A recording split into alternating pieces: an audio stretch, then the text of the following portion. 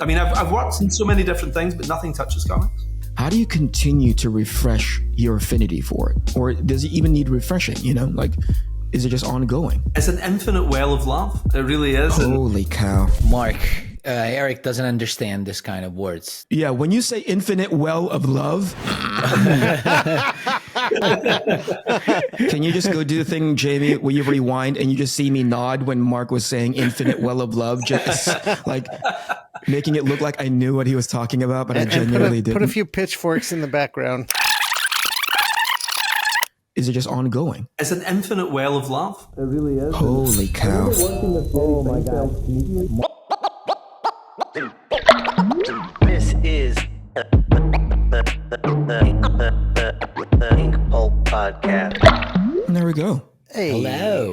Hello. This show got incredibly more prestigious now that Mark showed up.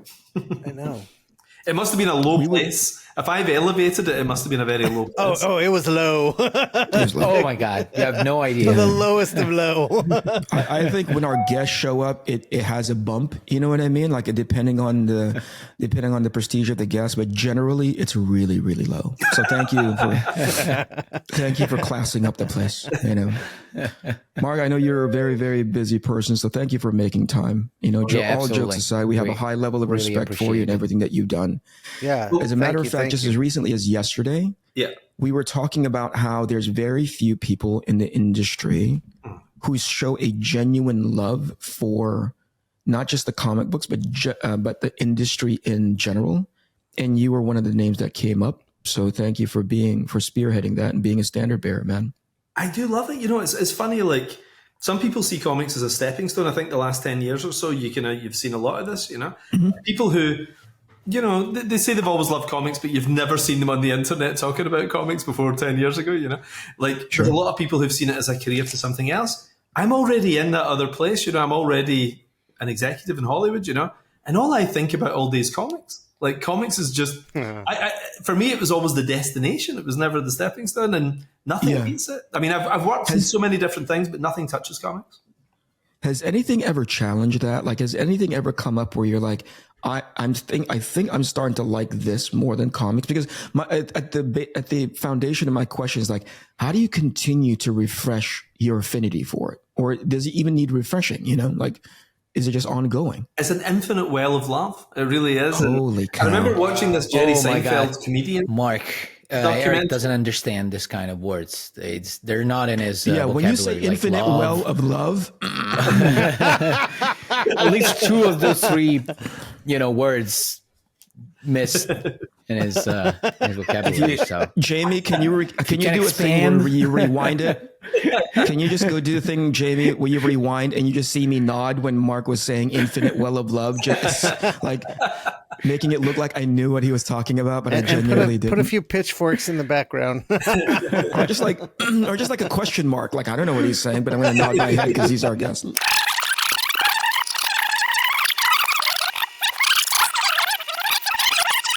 Is it just ongoing? It's an infinite well of love. It really is. Holy cow. Oh my God. Anyway, sorry to interrupt, dude. You were saying infinite well of love. Jerry Seinfeld, I remember years ago watching this documentary, comedian that he made a while back, and he just made $800 million from the syndication of his show. And a few weeks later, he's out doing a stand-up set in a club with 40 people. Yeah. Because that's who he is. And I just get it, like that's who I am. I'm a comic book guy, and when I was a kid putting little comic books together on whatever pieces of scrap paper when I was drawing my own comics and everything, my plan wasn't to be an executive, it's like my plan was to be a comic book guy. So that it's a vocation, isn't it? I mean, everybody on here knows that, what it's like. It's a passion. Yeah, I think to the outside looking in is interesting because when people speak about your success, they almost immediately skip the comic book part. They always go to, oh, look at this thing that he did with Netflix. Yeah. It's like, oh, look where Mark has gone as far as Netflix is concerned. And you're like, but you stop at Netflix's, at the water's edge of that, where you're like, hey, that's nice, but look at all these other things I'm doing in comics as well. That's always been a fascinating concept for me because for a while it gets fed into your head, to your point, that comics is a stepping stone. Yeah. But you're like, no, it's just, feature film or like animation or whatever it may be. It's like, it's just another avenue. But at my core, I'm a comic book guy. That's really cool, man. Well, I just think about, like, especially now that I'm in budget meetings and things like that on the live action side, I love the fact that a piece of paper can be anything. You don't have to think about the cash. Like, a talking head or a million spaceships costs the same amount of money when you're putting a comic book together. And you're limited by your imagination or your skill level. If you're an artist, you're limited by that. Yeah. And to me, there's something so meritocratic about that. I love the fact it's just a pencil and a piece of paper. And you don't have to go and kiss someone's ass and try and get $200 million to make something and hope that it works and deal with 300 other personalities who all have their own ideas. There's something beautiful about the autonomy of comics. It's split between two people generally. You've got the writer and the artist. And if you can find the right collaborator, there is no more exciting email in the morning working with you guys when that page comes in. And I see Mattteo Scalera or whatever, and I'm like, I cannot press that button fast enough to see that page. It's great.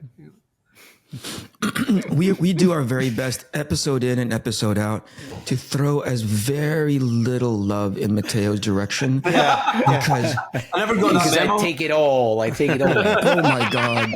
Too much. Some will say. You can watch his ego growing as the show progresses. I'm like Shang Tsung, like the guy from Mortal Kombat that absorbs energies. I absorb love. And that feeds into my ego. You know what to do. What's great about some guests, you including Mark, is you know how to do conversation tennis. You know what I mean? Like, you lob one over, we lob one over to you, and we just like go back and forth. If you make a compliment to Mattteo, things like what just happened right now is like a 5-minute ordeal. It's just about Maddie for the next 5 minutes or so. So it's a landmine, so we avoid that consistently. Can I go back to something that you said, which is interesting to me, because you get to a point in life, and I think generally people go like, hey, this is a passion of mine, drawing, writing, making comic books. But then at some point it transitions into, how do I take this passion and make it accountable for my grown up, quote unquote, responsibilities? I have an anecdote for that. I was working in animation one of my first jobs was working on Aeon Flux as a storyboard artist, and somebody gave me a pen that at the bottom of the pen, do you remember those pens that had a slider at the base of it, right? And at the top end of the pen, when you put it down on its side, it said art, right? And the slider would go towards the art side of the pen, right? At the bottom of the pen, it said commerce, right? So the moment you put the pen down and start writing with it, it's like it starts to go into the business side of everything, And I never quite understood that until much later on in my life, to be like, oh, I am now facilitating this thing that I love, which is art, right? But the moment I tilt this pen and start drawing in this capacity, in this space, it starts to become about commerce. I think I don't know how quickly you arrived into that, or if it's something that you actually still held close to you, where it's like, this can be a job, but also I mostly think of this as a thing that I've always wanted to do. Can you talk about that a little bit? For me, it was never an indulgence. Like, both my parents died when I was a teenager, right? And I had no cash. Like, I had less than zero cash. I was in the red, like, as a teenager, I was in debt. I had no money. So for me, I was just trying to think, okay, how can I possibly make money in a country that had been deindustrialized? Like, the way Detroit lost all of its business, they're all outsourced back in the 80s. Something similar happened in Scotland. It was just the central belt of Scotland was just deindustrialized. So there was no jobs. Like, my street went from 20 houses where 18 of them had jobs to just 2 guys having jobs. And inside 20 months, it was crazy, So there was just like no hope of cash, and I had no money and no parents, And I had to just quickly come up with some way of making cash. And I thought, well, I'm writing this stuff anyway, because I was sending proposals in from I was 13, maybe, I was putting together proposals. And That's I thought, cool, man. I need to really try this. And it's so, in hindsight now, I realize it's insane. I'm like one of those American guys. But I just assumed it was going to be okay. So I was sending submissions into DC and then calling them up 5 days later with my watch in front of me, because it cost 80 pence a minute to be on the phone to them. So there was no small talk. And I'd phone them up and say, have you read my script? And they must have just thought I was a lunatic, you know. And I eventually just sent so much of this stuff that I eventually sold something, got paid. But I didn't ever think it was going to fail. I mean, that's the weird thing, right? I don't know if you guys think this, but I never assumed for a second it wasn't going to work out, which is a whole level of mania. So I just thought it's only a matter of time before somebody pays me to do this. And hopefully, well, not hopefully, it's only a matter of time before I make a really good living doing this, you know. So I never had any doubt it was going to work, even though I was living in a bed sit where I had a kitten, where I fed the kitten one day and I ate the other day, you know. Yeah, here's like I have a level of admiration of the spirit of that story. When you say it, it comes from a very humbled place, right? I never thought for a second that this wasn't going to work. It's crazy now looking back, you know, blah blah blah, right? When Mattteo says it, which is in spirit of what you're talking about, right? I never thought for a second this wasn't going to work. It's a different tone, you know, like it is a level of arrogance and lacking in self, you know, like maybe like self-awareness. You clear, like you were saying, oh, I fed my kitten and then I would eat, right? That's incredibly humbling. That's coming from a place of like self-evaluation. Maddie's perspective, though, it was like there was no choice.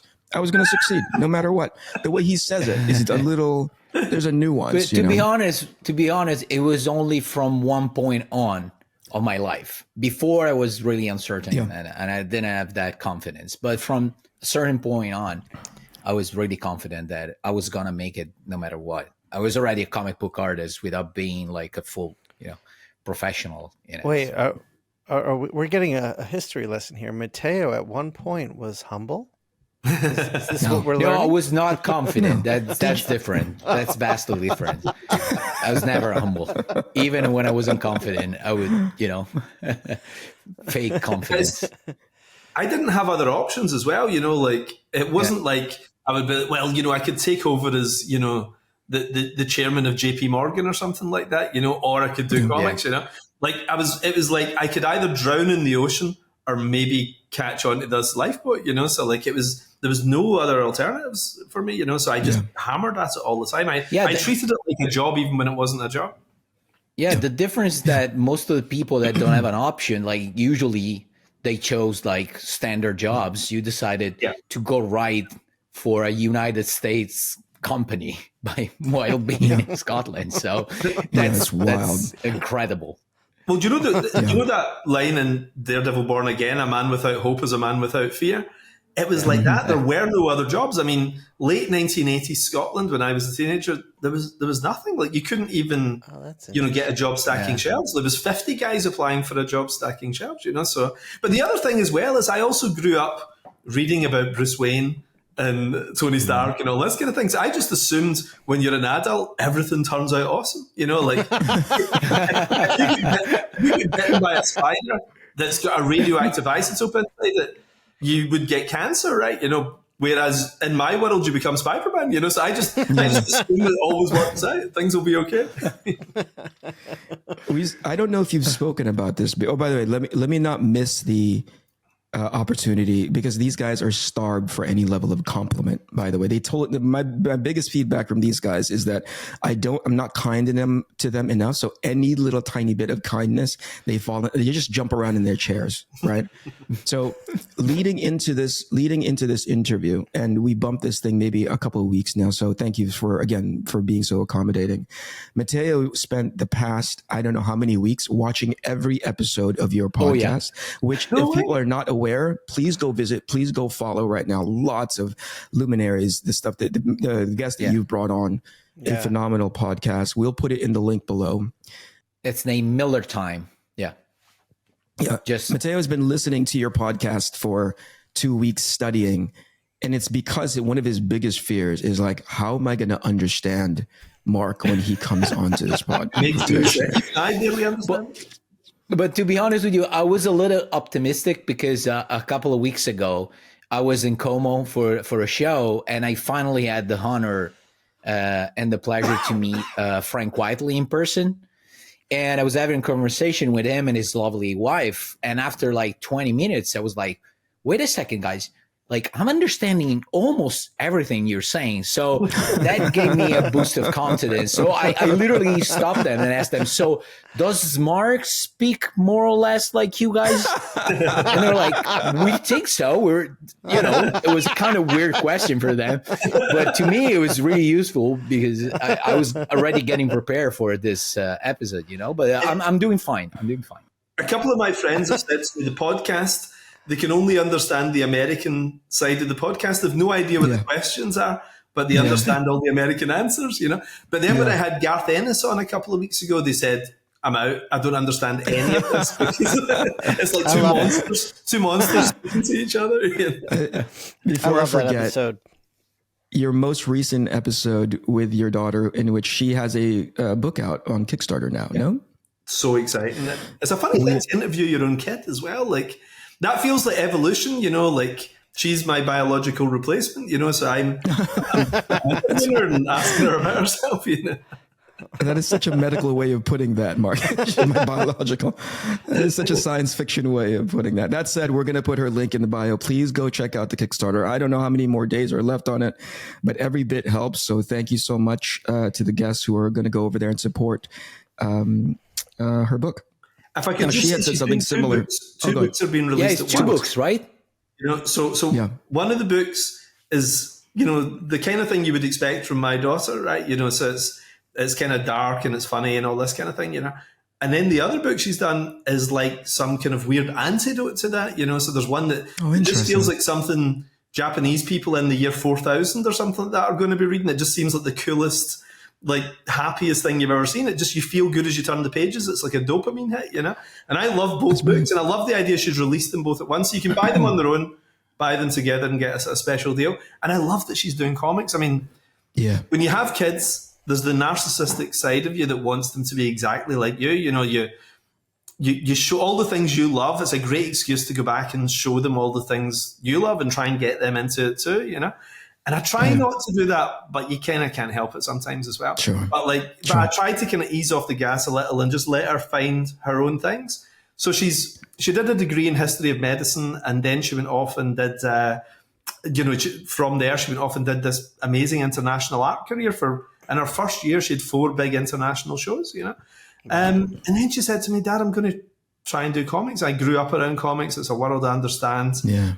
And she's got her own version of comics that's so different from mine. Like I say, she's like the next gen. It's the way that my dad couldn't imagine my stuff. I think, I couldn't begin to do the kind of thing she does. So I say to everyone, check it out. I think you'll love it. If you don't, I'll be surprised. I don't know. That's a terrible selling point. If you don't like it, I'll be surprised. It's a very fatherly thing to say, though. You know what I mean? If you don't like it, I'll be surprised. Go ahead, Shawn. Mark, so I'm in kind of the same boat where my daughter she's 21 now and she wants to do comics. So I'm curious, did your daughter seek counsel in you in terms of like feedback on the development of her books, on how to do anything? A couple of small technical things, just very small though, in terms of what's a good size to do these things and so on, But even then, it was still 99% her, she's one of those kids, ever since she was a little kid, you'd offer her help and she'd be like, that's okay, Dad, I've got this, And she kind of always had, I would say to her, do you want me to help you with your homework or something? She was like, that's okay, I've got it, And maybe she just recognizes my limitations or something, she's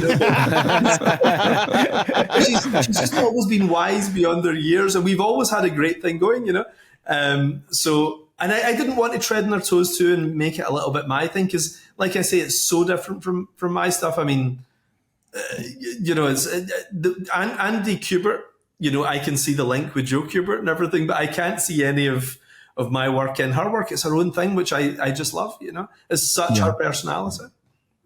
It does speak to the sort of environment that we're in now, which means back in the day, nobody could, like you said, your dad couldn't have possibly seen you have a living, a sort of like a job doing comic books. Even you could barely see that, right? Yeah. But now people can just pick up something and go like, hey, I want to make my own comic books. And it's possible, right? It has every possibility of succeeding, Well, think about this, people talk about how, it's hard to work in comics and so on, but if you grew up in the 1970s, one, you had to live near New York, really, to be working in comics, Like, there was very few people outside of it. The vast bulk of the industry, geographically, was near those offices. But then, in terms of publishing something, you maybe had to pay to get something published yourself and then try and show it to somebody to work on a very finite number of books. And by the late 70s, you really just did superhero comics. Whereas now a comic can literally be about anything. I mean, imagine in 1978 thinking about something like Saga. It would have just been unthinkable. Oh, yeah. And to think that's not just a comic that's getting published and the guys are making a good wage, it's actually a phenomenon. And those books, those graphic novels have made more money than pretty much anything. Certainly anything, I think, from Marvel and DC, So that world is... We sometimes don't stop and appreciate that enough, I think, that we have that out there. Yeah. Comics has its challenges. There's enormous challenges in comics right now. Those things that only happen once in a generation, that is also a problem. But in terms of number of retail outlets, the type of comics you can do, the ways you can get comics in people's hands, whether it's digitally or getting graphic novels into stores, I mean, we're living in a golden age in that sense. The numbers aren't there, but that's another issue.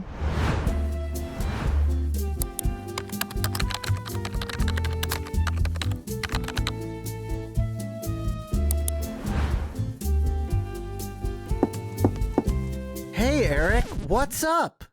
Hey, Shawn, I was just looking for Mattteo online like I do every morning for my daily dose of inspiration. And all of a sudden, I stumbled upon his new website. Mattteo has a website? That's amazing. Let me see. Isn't it great? It has everything you need to know about Mattteo. You can buy his books, check his newest Instagram posts. You can even watch the latest episode of our podcast on it. Wow. Mattteo is amazing. This is so great. But wait a second. What is this? This is the best part. By subscribing to the Dumb Shark newsletter, not only will you receive promo codes for original art on Essential Sequential and information about new releases, but you'll also have access to a digital version of Behind the Fins, which is Matteo's unpublished new sketchbook that collects all of his best cover layouts. Wow, Mattteo is so generous. This is an awesome gift. I want it too. Let me subscribe right now. Yeah, Mattteo really knocked it out of the park with this one. Right when you think he's hit his peak, he somehow finds a way to outdo himself. I'm so impressed. Hey guys, I'm a little worried. Looks like someone keeps looking for naked pictures of me online. Wait a second. Eric, is that you? Nope.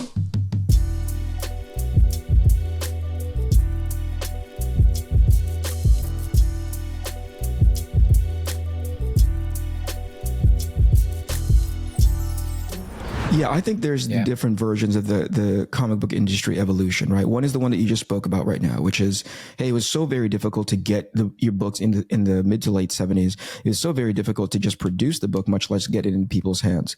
That barrier to entry is pretty much non-existent now. If you feel like distributing a book or making a book and distributing it in some capacity, people automatically get hung up on print, but that's not the only avenue, If you are genuinely in the business, inspired and creative to go and make a comic book, go and make it, right? And then go and get it into people's hands. There's ways to do it. However, what people get hung up on, and we have conversations about this on the show, which is like, there's the version of the creative component and there's always the business component, right? If you over index on, we need to make this thing financially successful / viable, you're going to run into all sorts of, there's multiple pillars in which decision making gets sidetracked, But if you look at it purely from, I want to draw, write, make a comic book, it's so much easier now than it ever was. The barrier to entry is so low. I mean, who would have seen something like Kickstarter? And guys who haven't worked at Marvel and DC pulling in hundreds of thousands, and even in Eric July's case, and millions of dollars. It's fantastic. Yeah. I mean, I love the fact that it's a bit like, in evolution where whenever there's going to be another big leap, there's lots of things trying to be the next thing. I think we're in that sort of stage just now where everybody's trying, and one thing is going to break out, one thing is going to be the new way of doing this. And I think we're seeing a seismic shift in comics right now, but I agree. Somebody's going to nail it. I agree. There's also this, your uncanny ability to, if you have a superpower, one of the many superpowers that you have is what I've seen is you have this uncanny ability to understand signal to noise, right? I love what you broadcast. And oftentimes once you broadcast it, a ton of people are going to pick it up and then they rebroadcast their version of whatever it is that they heard to you. And your ability to just go like, that's noisy, I'm just going to pay attention to this. Whereas other creators, especially of a certain caliber, they get caught up in the muck of it. You like let it bounce off of you. What do you mean? What was an example? Well, when you were actively highlighting this retailer's plight in regards to, hey, here's what's happening in the industry right now. I am an arm of that. I can't sell it. And you highlighted that, right? You were talking to effectively the brass tacks of his challenges, and people are just bombarding you left and right, I thought, on social media. Right. And you're like, that's not really all that important. I'm going to focus on this now. I always phenomenal. say Amazing. I mean, for me, it's so simple, basically there was a guy who works in the same industry we all do, who was just voicing his opinion, nothing offensive, no really, no take we haven't heard, and he was just saying he was struggling. He'd worked in the business for 30 years and he was finding it very hard to sell the kind of books Marvel and DC were currently putting out. But that didn't disturb me, as it was the pylon. I saw people trying to demonetize him. And to me, that's the purest evil. When you actually see a guy whether he works in our industry or not, but the fact he's actually a guy who sells our books, and they tried to demonetize him. There was all this stuff starting to appear. They were mocking him physically. They were mocking him ideologically. But then they actually said, we need to do a campaign to take this guy down. You were seeing this stuff appearing. And I was like, I'm not standing for this. It's just, I wouldn't watch somebody be mugged in the street. So I'm not going to watch it online either, And he seemed a nice guy, I was horrified. So I contacted him and I said, listen, I want you. People are actually, they were taking comments that he'd made and blowing them up, and that trick that trolls do online, and making it sound like one thing when he was saying another thing, and they were saying he was racist or various phobics and so on. And I just got him to say his side of things, and it was very simple. He was just struggling to sell the books, and there was this weird kind of conspiracy of silence going on in the industry before Christmas, where the really pretty catastrophic sales figures across the American produced industry in the direct market was really weirdly covered up. It was a really strange thing. And what was really good is it shone a light on that. It got everybody talking about it. And a week later, I got two of the biggest retailers in America who had over 20 stores between them. So they had a very broad look at what was going on, talking about where things were, and they backed up what Glenn O'Leary was saying. So I just thought it was important, just out of decency, it just seemed like an important thing to do.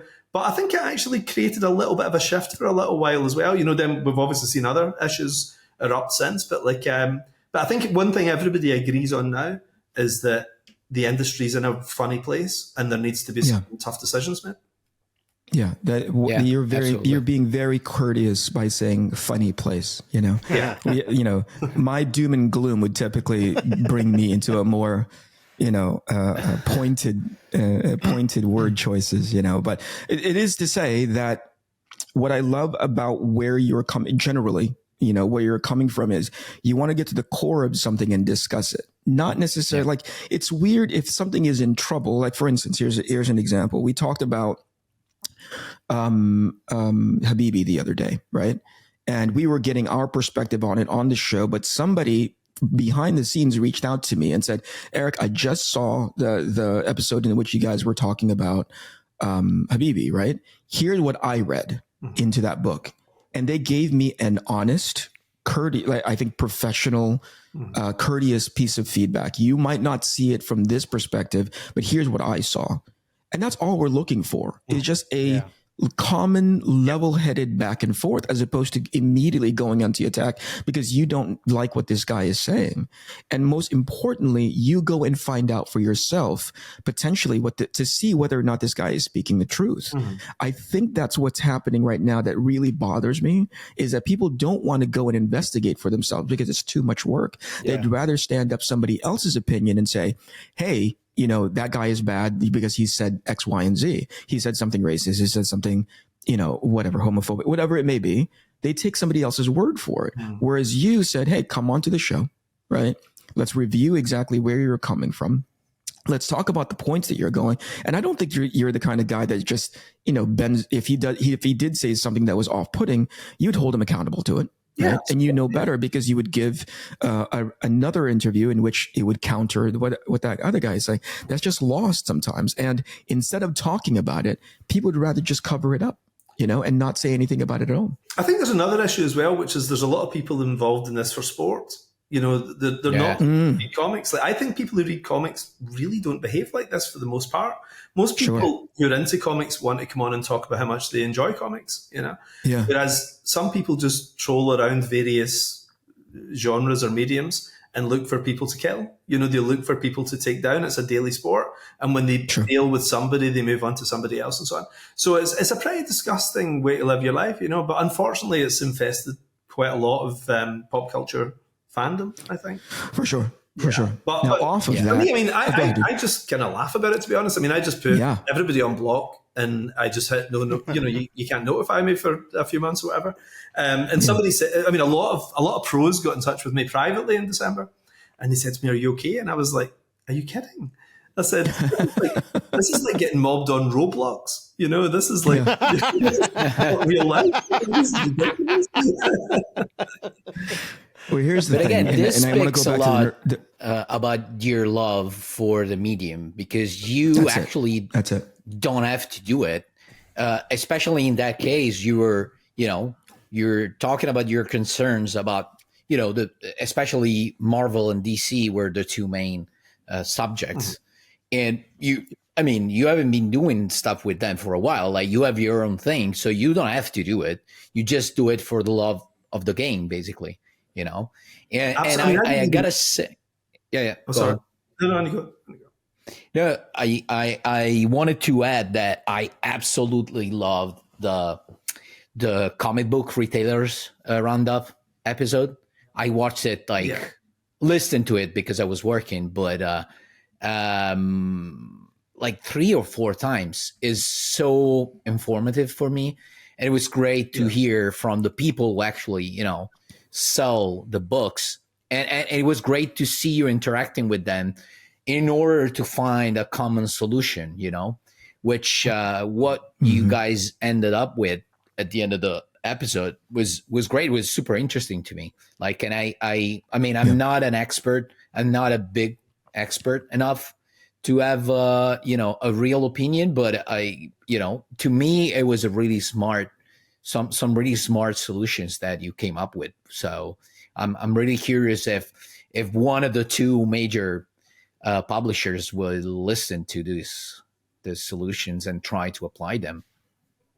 It's interesting because I used to hang around comic stores a lot as a teenager, especially, and any opportunity I got, and I loved the wisdom of the comic retailer. I loved these guys. I used to always really look up to these guys when I was a kid. And, there's a caricature of the comic book retailer, but generally you're talking about somebody who 10, 20, 30 years has made a living doing this, bigger than most people's career in editorial or advertising or comic books. Sometimes they have more than 10 stores with, sheets and numbers and spreadsheets or, what's selling, what's not, where, and all this kind of stuff. So they really know. And where things fall apart, they can spot, the exact moment a book stopped being hot or the exact moment a book was hot. So every artist I ever heard about was kind of recommended to me by a comic book retailer.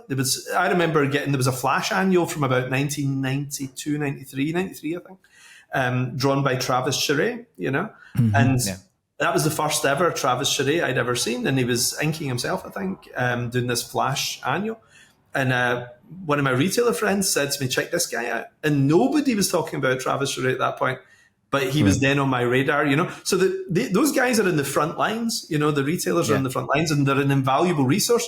So I believe the pros, the publishers, the retailers and the readers, everybody's opinion really matters, And I think the retailers were being silenced. A few retailers had been coming on over the last couple of years saying, look, we're really struggling selling a lot of these books, And they were stamped down on, and you saw that happening with Glenn O'Leary, but I don't think that's happening now. People are having a bit more of an honest conversation about where the industry actually is at the moment, and we can see that there's an inevitable contraction coming. I think the retailer base is going to shrink further, And there's an economic contagion that's coming here, I think, as well, because as Marvel and DC have got some inevitable shrinking coming over the next 12 months, I suspect, various things I've heard.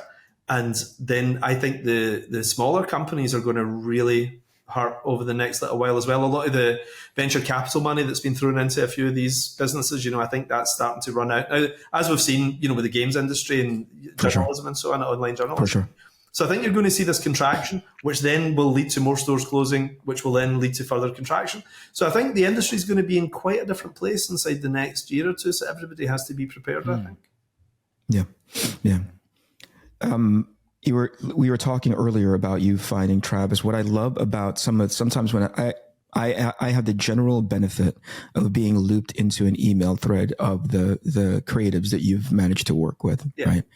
And so there are days when I'm just like you, can't wait to click on the attached PDF, right? Oh my gosh, I can't wait to see what they do. But then there are days, it's the same person, mind you, whose PDF that you've attached, right? I don't want to click on it only because it is just going to ruin my day that I didn't get a chance to do it. You know what I mean? Like there were times when I saw, oh gosh, was it Goran that you just recently put up, right? Goran Parlov. Yeah. And I thought like, I can't open that right now. I'm just going to sit here and look at it. And there's sometimes all due respect to the colorist, obviously I have a high level of love and respect when it's all working in conjunction with each other. Mm-hmm. But sometimes you send like a 10-page black and white preview of something and it's all I can do to just like hate myself for the next 20 minutes. Not because it's a high level of admiration and I didn't get a chance to do it. I don't know if I would have made the same shot choices as they did, but as I'm looking at it going like, that is so simple. There's some artists that you work with is like, that is such a simple approach to a problem, right? Yeah. That it's mind boggling to me that they landed there, maybe not even first, but certainly that they landed there at all, and that's what makes me hate the fact that I would over render and overthink that shot. Right. Yeah, especially Goran. Go ahead, dude. Especially Goran. Like he's this. He makes everything look so simple. It looks like he's not even penciling, just going straight to the page. Like he already knows what to do all the time. It's so frustrating. Modigliani, the Italian painter Modigliani. I always say to Goran, he reminds me of him because there's almost no ink on the page, but every drop is perfect. It's exactly where it's supposed to be to convey the story. It's amazing. It is, in my opinion, and I think the group here, you included, Mark, would understand like shot selection and drawing these panels is about not just the one equation, which is the one panel. It's everything in conjunction, right? So it all leads into one giant sort of like solution. And sometimes when you see people who are doing it well, understanding that it's the long term, which is like 32 some odd pages worth of an equation, and they're doing it so well, panel in and panel out, and it all leads to like this great sort of payoff. That's where it gets frustrating for me because I struggle with that so much, and the fact that you get a chance to like see this stuff first. And then at the beginning, you help conduct the very first notes of it, so to speak. It's so freaking phenomenal. Oh, that's awesome. And do you know what's funny about comic book artists? And this is something people again almost take for granted. My friends who are artists in the outside world, outside of comics, they sometimes say, oh, that's a really cool book. I love that. They'll be looking at my shelves or whatever and say, I love this. I might try that, And they always get about 3 pages in and they give up. And I was like, what was the problem? And they said, it's like running 10 marathons. They said like they would spend a long time on something that was one panel. And they said there's 4 or 5 panels in every page. They said, this is like doing 5 paintings in every page. And then they all have to run together and tell a story and look good together as well as looking good in isolation. And they said by page 3, they all give up. They're like, this is too hard. Can't do it, So there's something amazing about comic book artists, I think. Yeah, it's a different breed, right? To look at a comic book artist, not just one who draws a page, but one who draws the page well. We keep using Goran, so all due respect and love in his direction. But when somebody, so in the art, and you've experienced the full gamut of this, Mark, which like somebody's like hyper detailed and super rendered, right? To the Gorans, which is just like, what is the least amount of information, but the most impactful way that I can present that information, right? there's very few people who can do that well. You know, Matty can barely do it. Right. Like I've seen him. So the last thing that I'm starting to formulate this now. I think I love King of Spies so much that it ruins everything that he does, moving forward. Like even his own book right now, as good looking as it is amazing. garbage tier compared to what he did for King of Spies. So it's just amazing. You know what's weird? Like, you know, when you've dated someone and then, you know, a couple of years later you bump into them or something like that and they're looking amazing. That's what it's like when I see Matteo's pages. Like I feel sad because they're not mine. You know, I'm looking at, you know? And some of his black and whites, he's had some black and whites up over the last few weeks. And I almost can't believe what I'm looking at because he was already a 5-star guy. And then he suddenly, I don't know, he just got hotter. I don't know how he made himself even hotter. It was like crazy. And by the way, maybe Eric and Shawn don't know, but you said something on Twitter regarding something that I posted. Probably about when I posted a panel from the book that I'm working on. And you said, I don't remember the exact phrase, but you said you compare me to a shark. And like you probably now realize, or maybe I told you while responding on Twitter, but here they created this term for me, the dumb shark. It was so funny because you got it immediately. You're like, Matteo, you're like a shark waiting for the prey or something. And I immediately, shark. You recognize that. And you know, the weird thing is, I know it looks like I'm full of compliments, right? I'm the ultimate art snob. Like, I really hate bad comic art. Like, I really hate it. Like, see if even something I've done myself where I didn't like the art, I don't keep it in the house. I actually see it as like a bad mojo thing or something. Like, I don't have Matrix 2 and 3 in my house. I've only got the Matrix, you know, in my DVDs. And Indiana Jones was only 3 movies and everything, you know. So, but I'm the same with comic art as well. Like, even my own stuff that has come in, and very occasionally I've not been happy with the art, and I'll put it in the bin. You know, like I don't want it in the house. So I'm a real snob with comic art. So whenever I say something's great, I really do genuinely mean it. You know, because it means too much. You know? Yeah. Well, speaking of great artists that you worked on, you work with, like I love Gigi's stuff, man, and he's one of those guys. Whenever you shared a new issue of Magic Order, I gotta admit, like normally I'm like, wow, this is exciting and it's beautiful art and blah. But when you shared some of Gigi's stuff, there's a part of me who becomes kind of angry. And I have to tell myself every time, whoa, buddy, there's a part of me in my brain that tells me, whoa, but at least he's way slower than you, Matteo. That I have to tell this to myself in order to be less angry because he's so incredibly good. He's what Matteo and the rest of us come up with like coping mechanisms to you know, to not make ourselves feel bad. Here's the thing about Magic Order. And that thing is, every artist that you've brought onto that book is just 5-star, 10-star, you know? So it's to me when I read the first one, which had Olivier in it, right? And then you said, I'm going to do Magic Order 2. And I thought like, don't do Magic Order 2, right? Like it's so unfair to the artist that's coming. And then you said, oh yeah, well, Stewart's going to do it. And I'm like, okay, all right, I can see that. And he said he resets the bar, or he establishes his own bar within the context of that book. Yeah. And then you're like, I'm going to do Magic Order 3. I'm like, don't do Magic Order 3. You've already done such a great job. And then Gigi comes on. And I'm like, all right. And at some point you announced Magic Order 4, right?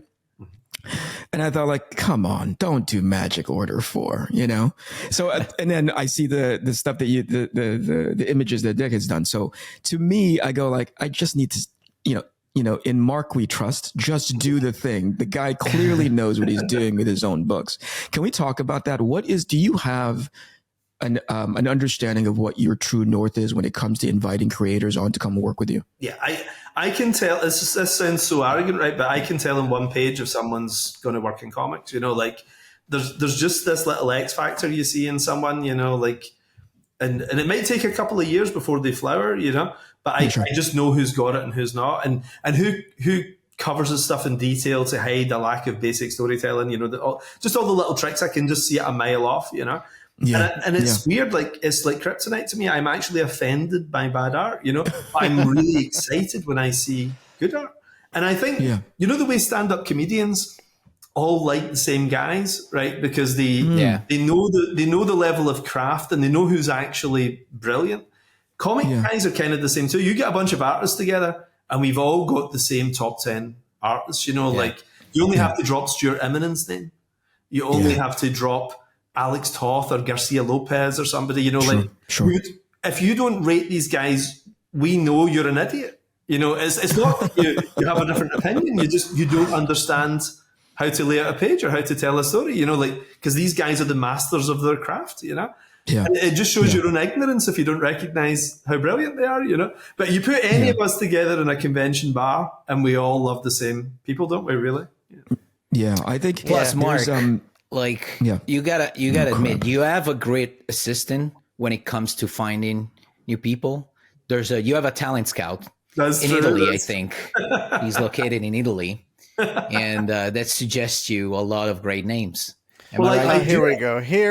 What's funny though is I send emails out because Mattteo is the only guy who replies to my emails about this. I'll always send emails out to a bunch of artists I respect because I know that we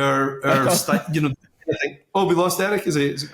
No, it's his way. It's his own way to not give me approval of what I say. Sometimes he leaves the room for a second. I'll fire a bunch of emails out and I'll be like, guys, is there anyone I should be aware of? And Mattteo is the only person who ever replies. Like everybody else always says, well, I don't want to say, someone's as good as I am, or whatever. They're so insecure kind of thing, But Mattteo always gives me like 5 or 10 amazing suggestions, Because I think your ear is pretty close to the ground with guys on the European scene, especially that I maybe haven't seen. So Matteo Buffagni, you put me onto, which was the greatest find of my life. I mean, he's slow as hell. I mean, I cannot believe how slow he is. But when the pages come in, it's like Christmas Day. It's amazing. Yeah. It was incredible with Mattteo because literally the day before I told you about him, he called me and he was like, I'm in a rough time. I don't know what to do if I want to work with Marvel again, or do you think it would be, cool to find, a writer and maybe do, a creator-owned book and stuff like that. And I was like, wait a second. And then I think I emailed you, or by coincidence, you just asked me like if I had some names, and I gave you immediately his name. And I was like, okay, like literally an hour after that call, I told him, hey, do you have a PDF real quick of your stuff? It was like, yeah, I got you. Okay, send them to me. And then after literally an hour, I was like, okay, Mattteo, you're going to be receiving an email soon. And after another hour, I was like, are you kidding me? Like he couldn't believe like how, all the elements at, the conjunction of, of coincidences led to literally making a call to a friend and, having a new job in literally less than 24 hours. He was so surprised. I was so happy. And he's doing Magic Order Volume 5, actually. Like he's the guy doing the final Magic Order volume. So, and he's doing an amazing job. But also, you were the guy who put me on, as you know, to Gigi Cavanego as well. Like that was you, because I had read his Dylan Dog stuff. But those pages you sent me of his upcoming Batman thing at the time with Dylan Dog, it just blew me away. And he's another guy as well. I assumed he was some 60-year-old master, but he was like 34 or something, doesn't he? He's amazing. So good. Yeah. We attended the same school. We were classmates for a year in a school of comic books in Italy, and for years, I kept telling him, "Listen, dude, I know you like Dylan Dog and all that stuff, and it's great that you now finally do the covers and blah blah blah, but you gotta try the U.S. market. There's so much more opportunities there. Like people would love your stuff. Like already, people from the States are asking me about you. They're all huge fans of yours. So you got to start doing it. So that's why I was so happy to hear that he was doing the Magic Order with you. It's incredible. Because there's something weird going on with Italy right now, where Italy is doing the coolest art.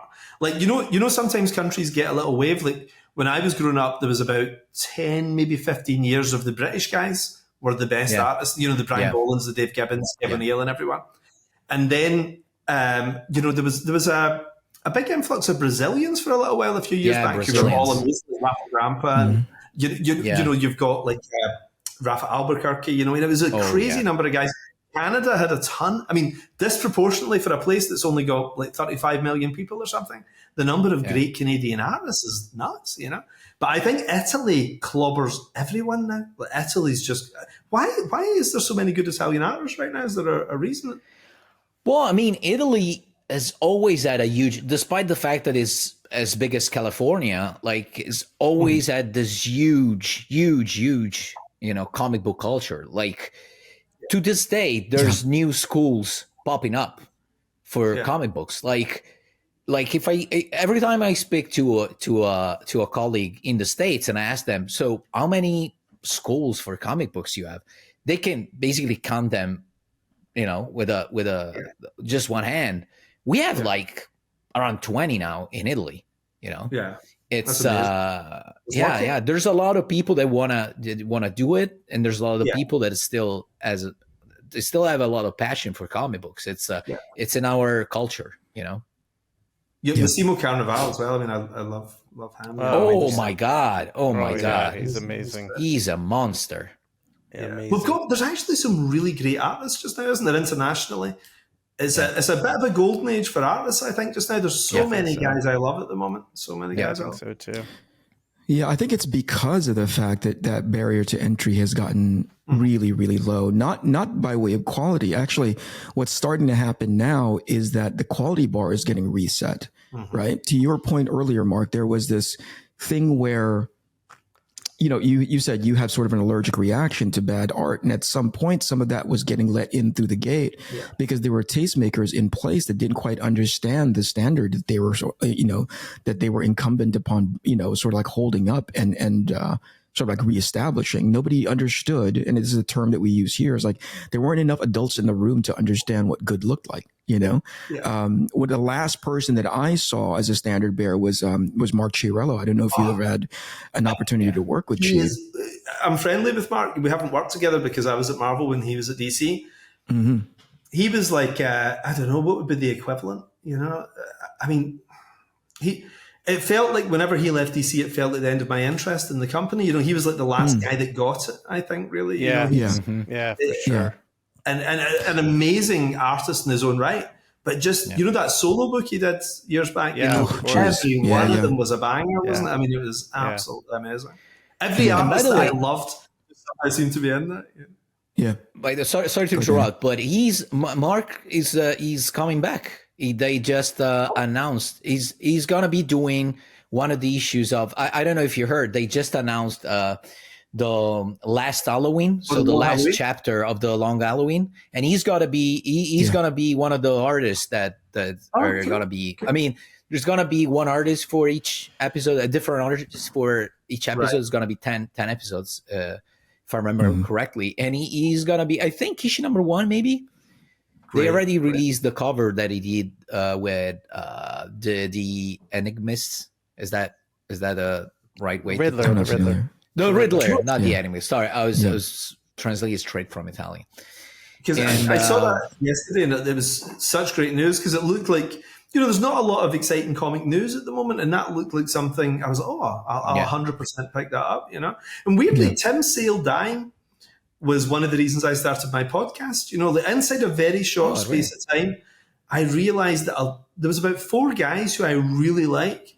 Inside about 6 months, they all died, you know? Wow. And they died kind of young. Like Tim Sale was a pretty young guy. George Perez was relatively young. You know, even though he had this vast career, he was relatively young. Carlos Pacheco, you know, like just people I really, you know? And I just thought, comics doesn't really have much in the way of an oral history. Like every other bit of pop culture, my God, name a band and there's a million documentaries about the band, you know? And comics kind of doesn't really have that. And there's a few really good websites like Comics Historians and things like that. There is a few.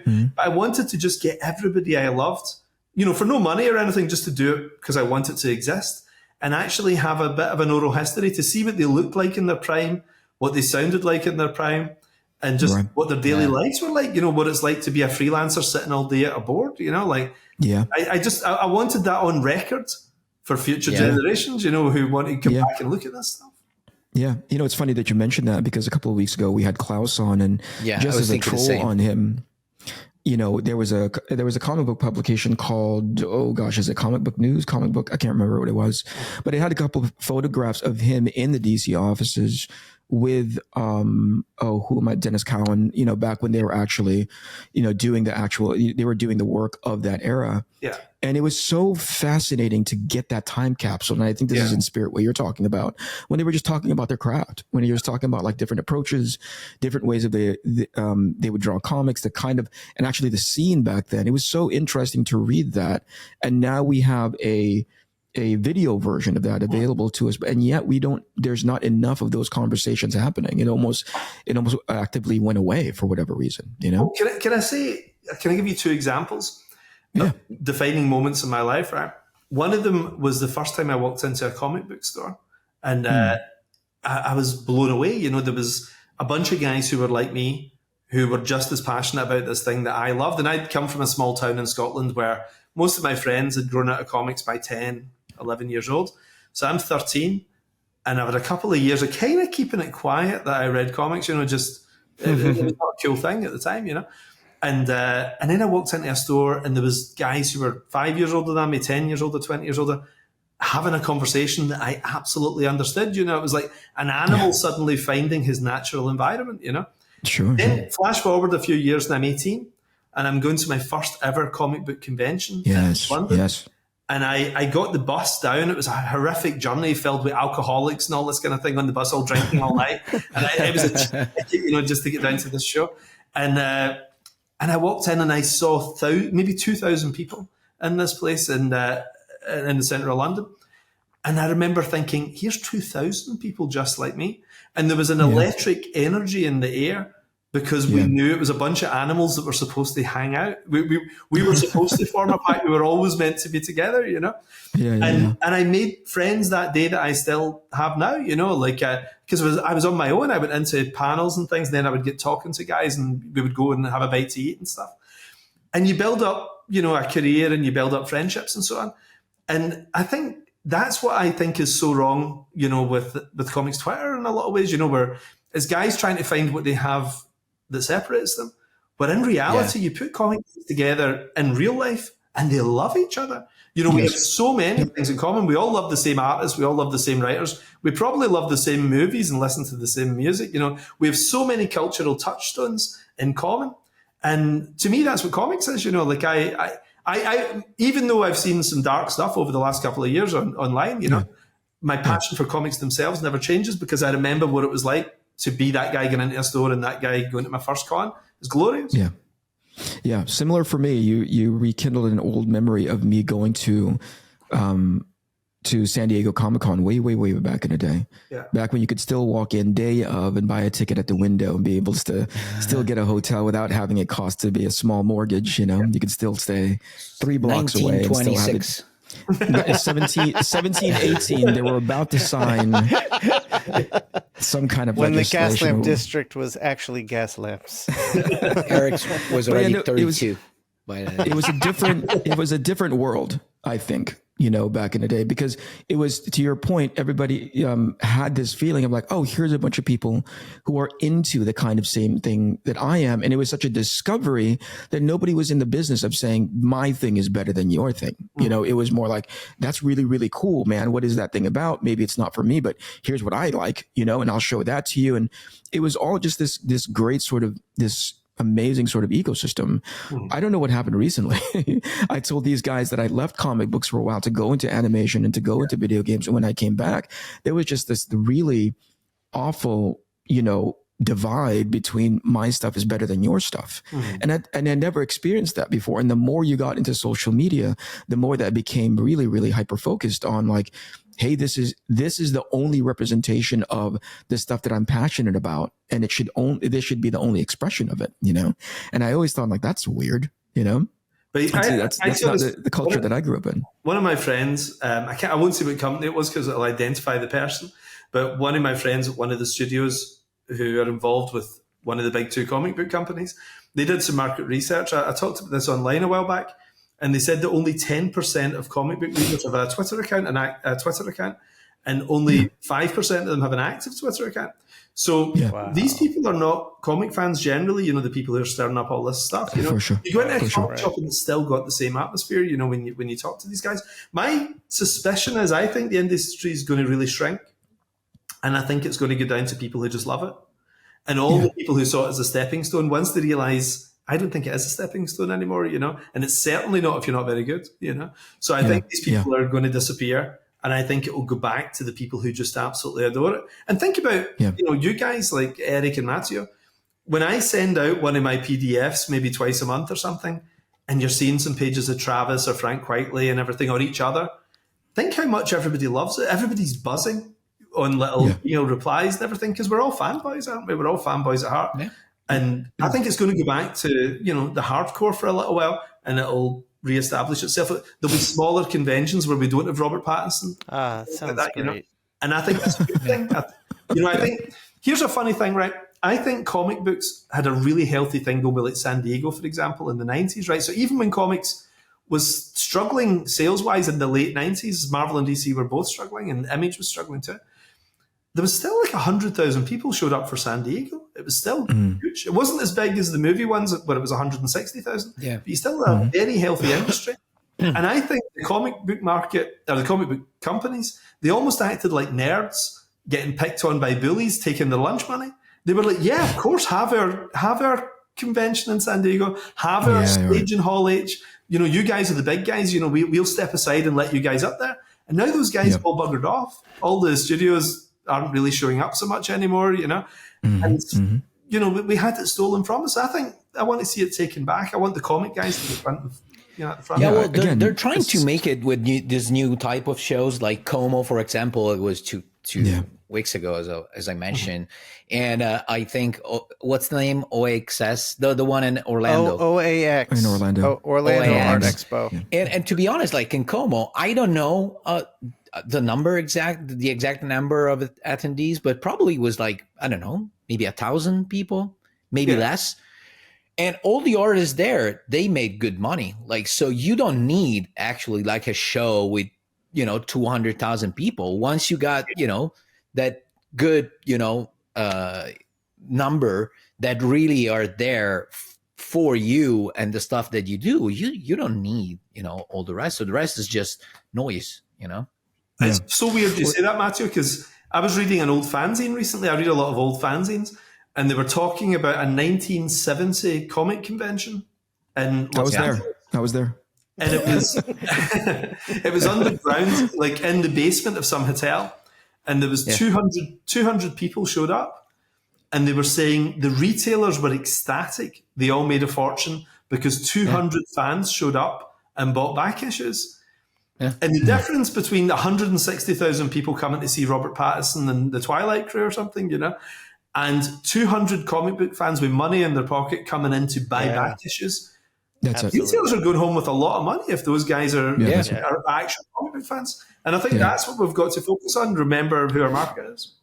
Yeah, and to that point, that's the reason why I brought up Chiarello. And in a way, the spirit of what she did is something that you do when you're picking out some of your artists and your co-creators that you're working with, is that you're trying to establish a really high bar, because eventually this stuff will go out. And it is going to be the reflection of the industry when something of a high caliber, it can get into somebody's hands, as opposed to, well, everybody can get into them. By the way, this does not speak into comics as an entity, as an entirety. Anybody is allowed to go in and make their comics, but when your front runners are mainstream, right, there needs to be a bar. And you said the word earlier, and it makes some people allergic. I'm a huge fan of it. There's a level of meritocracy that needs to be in place. The grown-ups in the room need to be able to say, this art, this script, this type of story represents us well because we represent this title and this label well, And I think as soon as we get back to that, those are one of the tumblers that need to fall into place, to which you're talking about, which is like, it should pick up again. But again, it needs to contract to have an understanding of what that means. Meritocracy is so interesting to me. Can I give you the origin of the word? Yeah, man. The word was invented by a man in the late 1940s, and he was in the British House of Lords, and he's the father of a British journalist called Toby Young, and he became Lord Young eventually, and he was a socialist, like a very, very left-wing guy, post-war. In Britain, prior to the war, was a very hierarchical structure. It would, if you were born into the right family, you got the job. Right. And no matter how clever this working class blue collar guy was, he'd not a hope of getting that job because he didn't go to the right school, he didn't speak with the correct accent and so on. So it's really interesting. Like, he invented the meritocracy because he wanted a leveling. He was an education minister in Clement Attlee's government. And he wanted a leveling of the playing field so that clever guys from disadvantaged backgrounds, just because they were good enough, could get a job. And just because you were rich or just because you were privileged, you didn't automatically get these amazing jobs. Right. And it changed British post-war society. So what can be more fair than merit? What can be more fair than meritocracy? And it's so weird that some people are allergic to this, because to me, it's the fairest possible system. I agree with you. And I've seen that. I've had extended conversation with different departments within the company that I worked for, in which that word, they compound it with everything else that's not that word. Does that make sense? Like, there's a lot of writers onto that word that take away at its purest core, which is, if you're good, and that's what good means is established within the context of your industry, then you're the person that's going to end up doing that job. Oftentimes they start veering, if there's a steering wheel attached to that word, they often veered into other spaces like, but that's not what we're talking about. They want to make it about that, but it's not what we're talking about. That's an amazing history lesson, Mark. We've taken an hour of your time. Thank you so much for spending time with us. Man. We spent it was a huge pleasure. An hour of that, 45 minutes of that hour is talking about how amazing Mattteo was, and I'm going to need some time to. And still, it wasn't enough for me. When is your book? This book that you're teasing all the pages? When is it coming out? I'm working on issue number 3 right now, so I'm almost halfway through it. I think I'm planning on it being finished by the end of the year, probably. So next year, hopefully, it's gonna be out. Because I was going to take I'm going to take a 12-week break in my work because I was going to go and do something at maybe Marvel or DC or something like this. But I think I might actually just do a proper create your own thing, like a Kickstarter thing. Like, I'd love to there's a project in particular for each of you guys I really want to do, I don't know what your schedules are looking like, but like over the next 6 to 12 months, I'd love to do something with both of you. It's absolutely doable. I mean, the great thing about this book is that I didn't set up any scheduling for it and any deadlines for it, so that I'm free to do it when I want to do it. So it's it's my sales pitch is you'll make more money with me than anyone else, and that's what sales pitch is. Listen, for me, absolutely. When you asked me to come on board to do Chrononauts 2, the money was great. Obviously, that was, what do you call it? But when I read the script, at the end of the day, it's me working with my friend. And so the money was amazing. It paid for a ton of stuff, right? Like, clearly things cost money. So I love getting money so I can pay for those things. But for me, the divining rod is like, if I don't know you, you've got to throw a ton of money my way to make me want to work with you. But in this particular case, I was like, hey, it's Chrononauts 2, right? Mark, I know Mark, and so I'm going to want to work with him, and it just happened to be like, oh, cool. I get to, I'm going to take a big bucket of money and throw it over you as well, so, I mean, you're getting both. There it is. There it is.